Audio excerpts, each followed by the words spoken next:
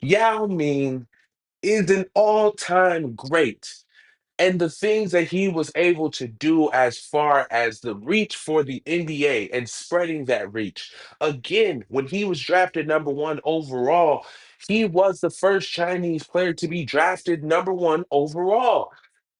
So he brought that audience, and that is a huge audience to bring. Now, of course, with that audience being brought, they were able to see other talents, and that's where we get players like Kobe Bryant that go, and they are such impactful players internationally, and they have such a big impact just in general. Of course, Jordan was able to do that as well, but it's a different impact when they're watching as consistently as they started to watch when Yao Ming entered and was in the league. Now, unfortunately, with Yao Ming, that broken foot and just constantly re-breaking that foot, having other injuries as a 7 foot guy, it's unfortunate because again, that can sometimes be a death sentence as far as basketball goes for 7 footers. And that is what happened with Yao Ming. That's why we had a shortened career. But do not get me wrong.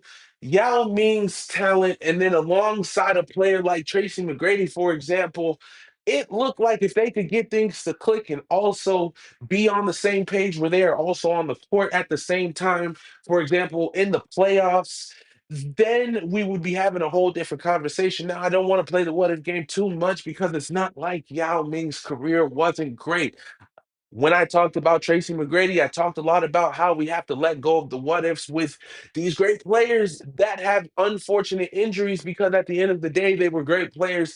They still showed what you would expect for these talented players to show, especially Yao Ming, who coming into the league was a player that was doubted until he actually got on the court. And people were like, wow. Shaq, for example, is like, oh, this guy is actually a lot better than I expected. That is what I'm talking about. That's why we love the NBA because we get to have those what ifs, but we did get to see those great players.